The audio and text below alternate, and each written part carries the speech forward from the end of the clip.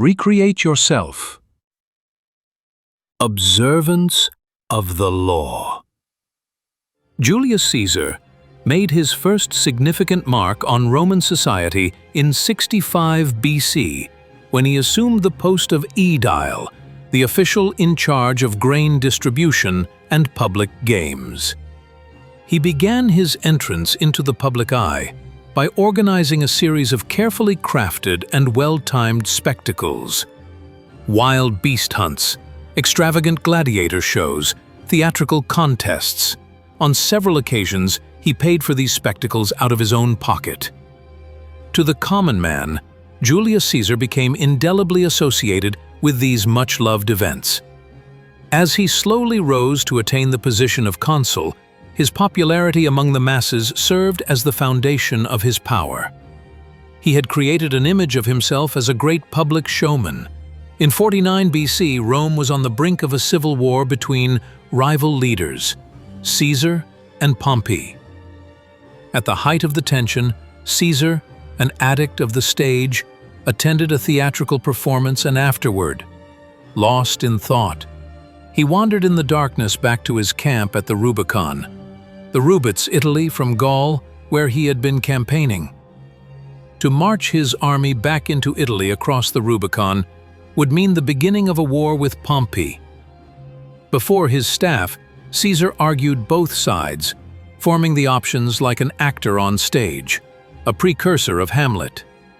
Finally, to put his soliloquy to an end, he pointed to a seemingly innocent apparition at the edge of the river, a very tall soldier blasting a call on a trumpet, then going across a bridge over the Rubicon and pronounced, "Let us accept this as a sign from the gods and follow where they beckon, in vengeance on our double-dealing enemies.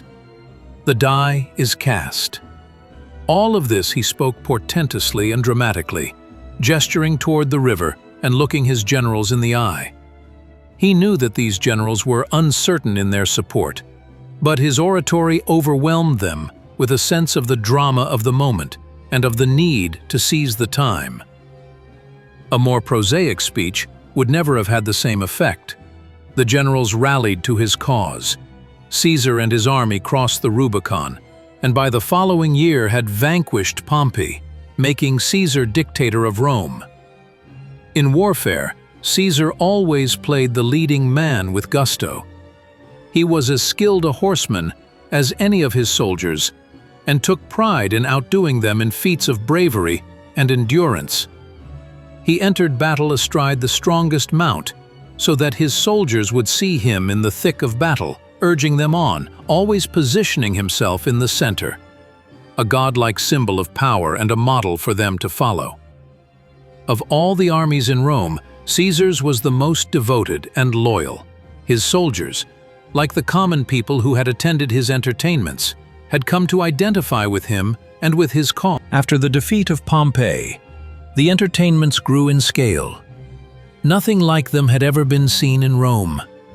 The chariot races became more spectacular, the gladiator fights more dramatic, as Caesar staged fights to the death among the Roman nobility. He organized enormous mock naval battles on an artificial lake. Plays were performed in every Roman ward. Giant new theater was built that sloped dramatically down the Tarpeian Rock. Crowds from all over the empire flocked to these events. The roads to Rome lined with visitors' tents. And in 45 BC, timing his entry into the city for maximum effect and surprise, Caesar brought Cleopatra back to Rome after his Egyptian campaign and staged even more extravagant public spectacles. These events were more than devices to divert the masses. They dramatically enhanced the public's sense of Caesar's character and made him seem larger than life. Caesar was the master of his public image, of which he was forever aware. When he appeared before crowds, he wore the most spectacular purple robes. He would be upstaged by no one. He was notoriously vain about his appearance. It was said that one reason he enjoyed being honored by the Senate and people was that on these occasions he could wear a laurel wreath hiding his baldness.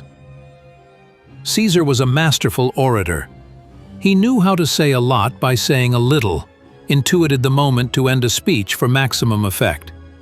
He never failed to incorporate a surprise into his public appearances, a startling announcement that would heighten their drama. Immensely popular among the Roman people, Caesar was hated and feared by his rivals.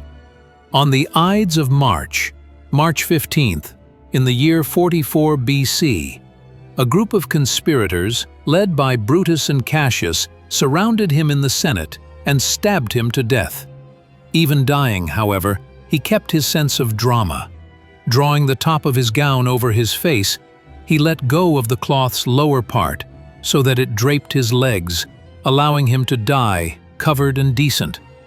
According to the Roman historian Suetonius, his final words to his old friend Brutus, who was about to deliver a second blow, were in Greek and, as if rehearsed for the end of a play, "You too, my child,